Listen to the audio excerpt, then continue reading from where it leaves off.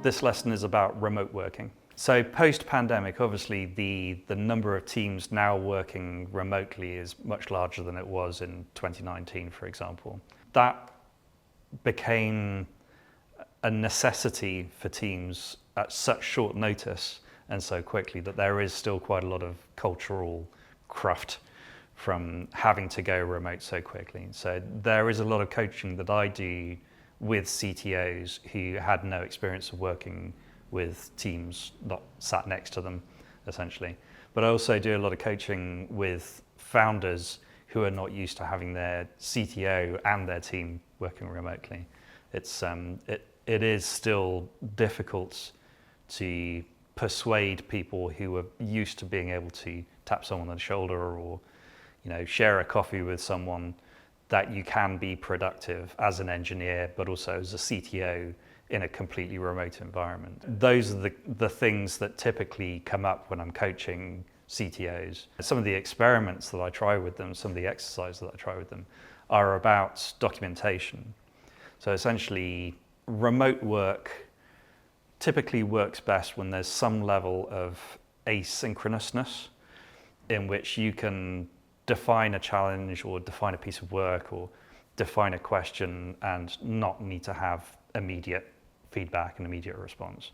And the way to achieve that is by better documentation of the questions you want to ask or the work you want to do or the decisions that need to be made. We already had some level of that pre-pandemic with ticketing systems, Jira, Confluence, Notion, wikis, etc., or just emails. Post-pandemic, that tool set kind of exploded in terms of what was available to people to do that.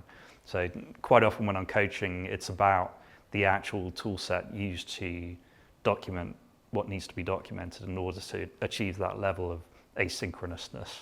And then finding ways of getting buy-in from non-technical leaders who are still, by and large, much more likely to want a return to the office. CTOs, I think, generally speaking, are happy enough for their teams to be remote, where other functions typically aren't. But that's the kind of thing that I coach people on when I'm working with them on surviving with a completely remote office. One of the top things that I coach people on when it comes to remote teams and remote working is culture and loneliness. So essentially something that we did lose when all of our engineers went remote was constant sort of personal interaction. For some developers that was fine, that was great. For some others, that caused a big problem because they were more social people. CTOs have some level of responsibility to make sure that the people within their teams are happy and comfortable and not lonely, and that's a very difficult thing to do because you're obviously not there to take them for a drink after work or to have a coffee with them or to get lunch together, that kind of thing.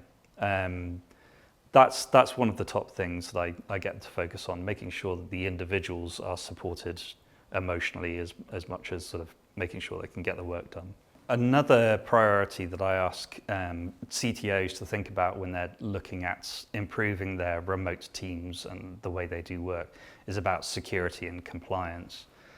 Clearly when you're in an office, you have hopefully fuller control over the network and the IT systems and the security of those and so on and so forth, which means when it comes to going through a security qualification process, like PCI DSS or SOC 2 or whatever, it's much more straightforward because you can show a direct kind of line from one system to another in terms of data being transferred and between one person and another and so on.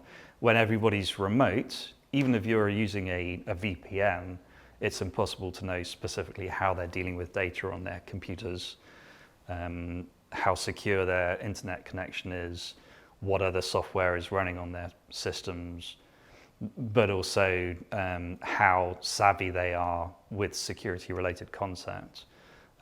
So that has been a big shift in moving to remote work and understanding of the people in your team how to make sure they're working securely.